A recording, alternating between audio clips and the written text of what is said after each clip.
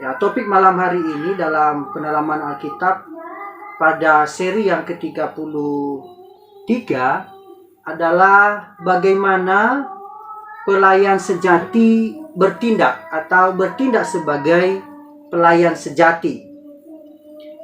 Nah, salah satu bagian ayat firman Tuhan yang menjadi dasar perenungan kita dalam Markus pasal 10 ayat 43 sampai dengan 44.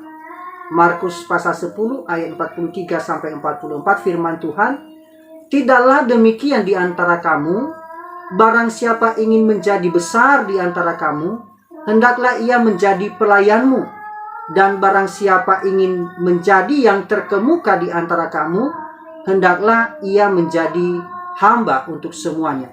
Nah, kalau kita melihat pada bagian ini, Yesus memberikan penekanan secara khusus bagi seorang pelayan.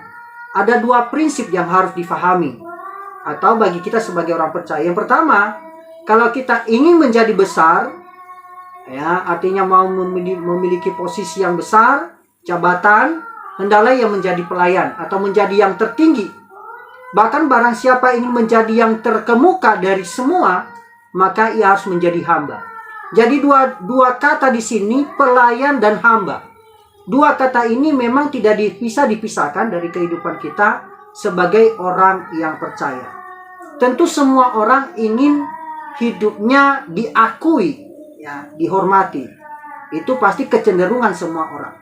Tapi mari kita belajar dari firman Tuhan bahwa kalau ada keinginan kita ingin menjadi lebih besar dari semua dan menjadi yang terkemuka, maka kata kunci di sini yang menjadi poin yang harus kita pahami.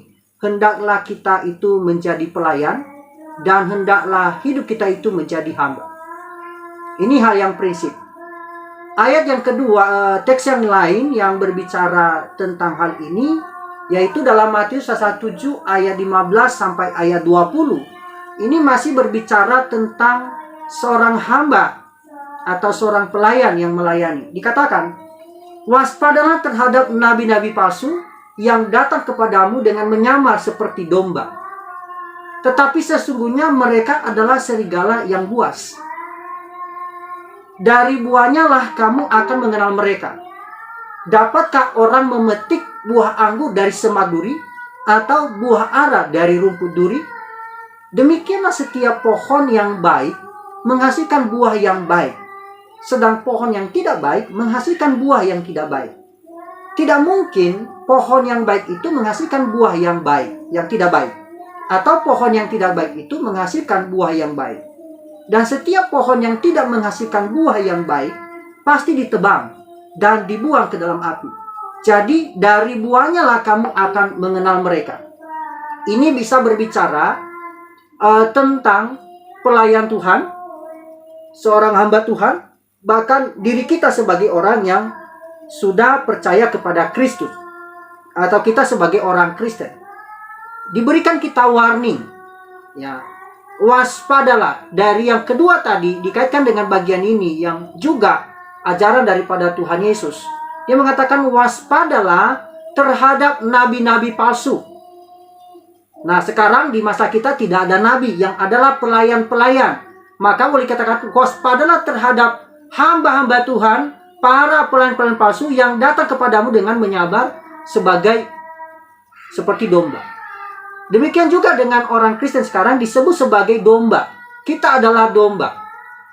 Nah, ada banyak yang hidupnya, ya, tidak seperti hidup sebagai seorang anak Tuhan.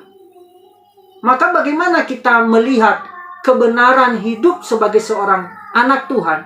Maka dikatakan dua frasa di bagian ayat 15 sampai 20 ini, yaitu dari buahnya lah kamu akan mengenal mereka. Frasa yang kedua adalah dari buahnya lah kamu akan mengenal mereka. Boleh dikatakan bahwa pelayan yang sejati kita bisa menilai atau melihatnya melalui apa yang dihasilkan.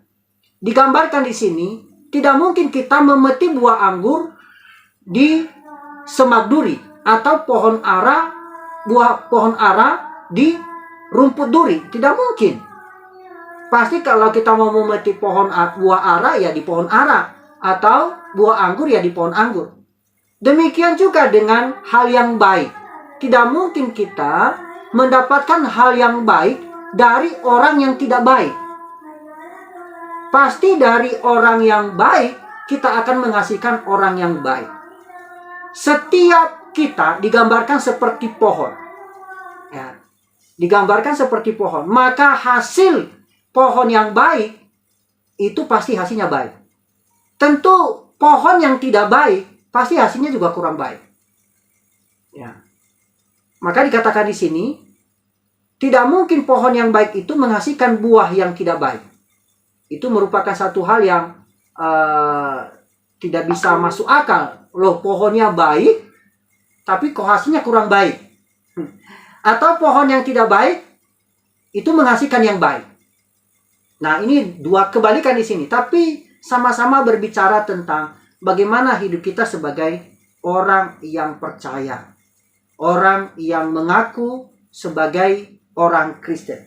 Nah, dari materi malam hari ini, kita belajar memahami yang pertama bahwa kita melayani Tuhan sama dengan melayani orang lain.